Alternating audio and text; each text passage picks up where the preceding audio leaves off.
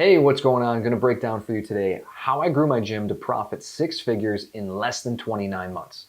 So not gross, but take home profit in our pockets over six figures in less than 29 months. I'm going to tell you exactly how I did it.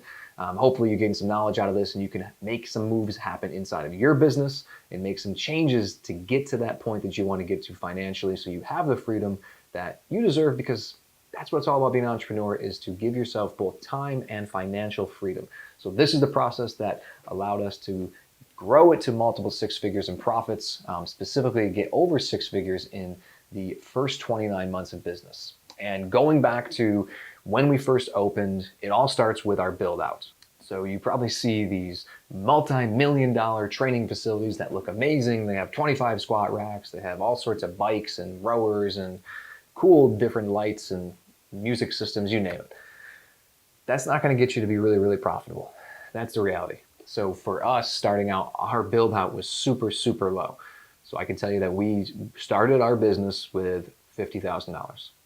I was able to acquire $50,000 in loans from different friends and family, and that's how we got started. So our build out was actually less than that, but that's everything that we had to get started was $50,000.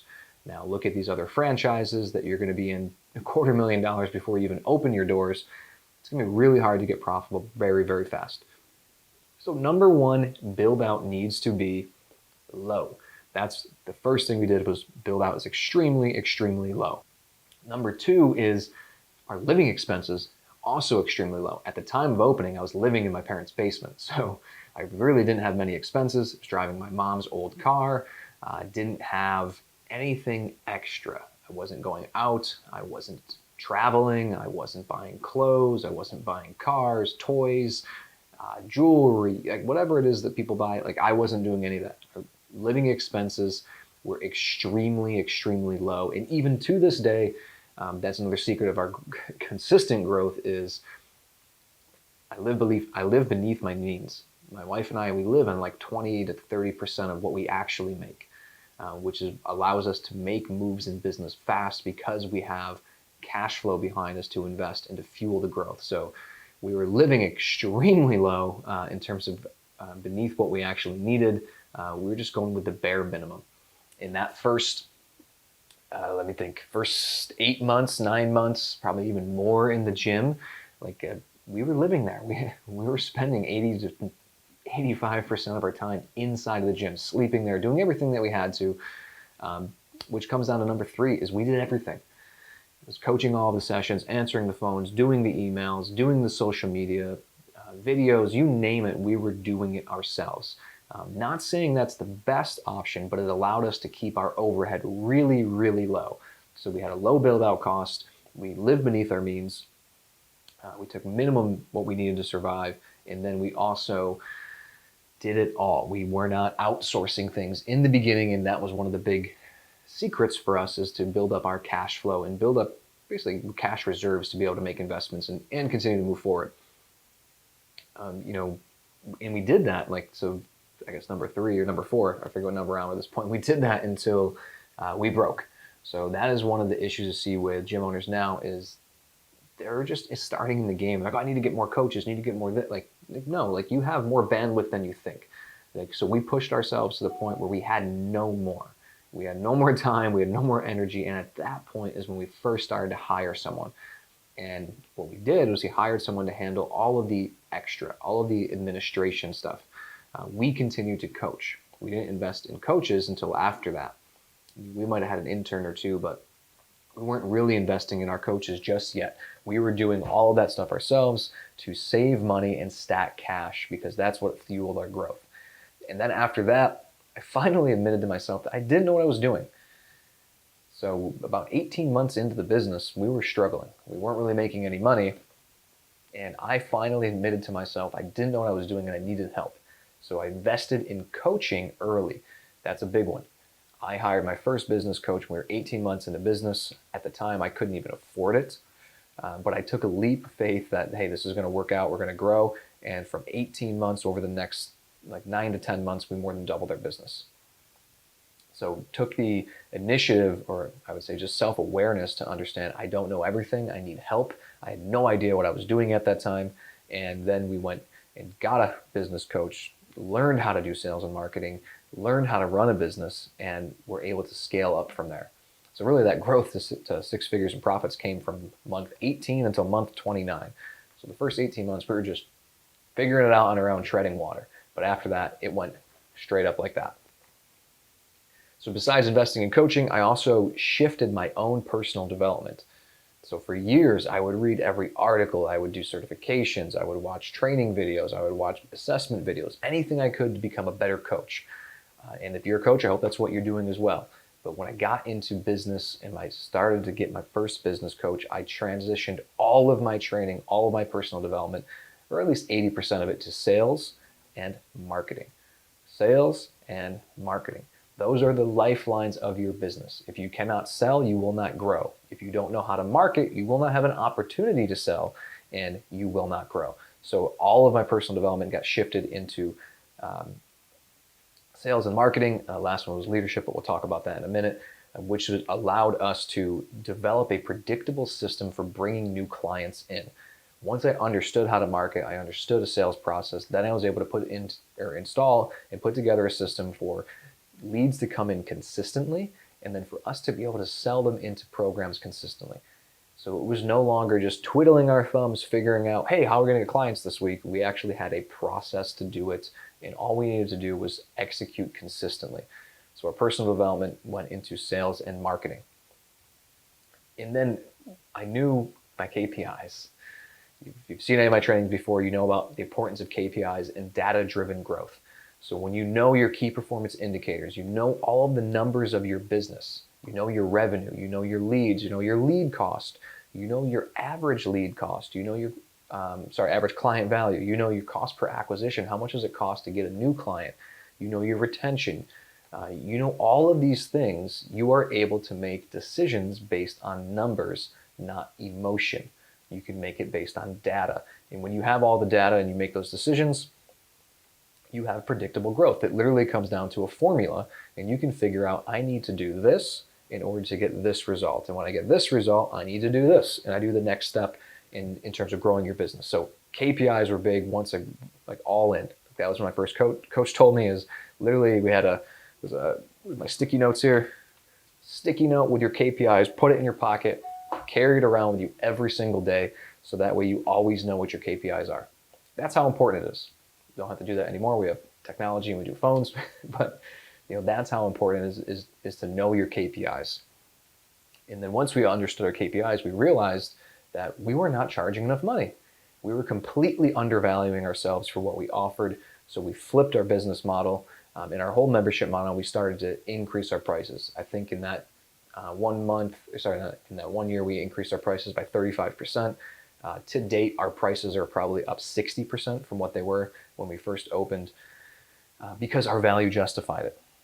We had the right system, we had the right experience for our clients when they came in. We gave so much value that we could warrant higher price points. I just, at the time when we started, we didn't have the confidence, we didn't have the mindset to be able to change our prices.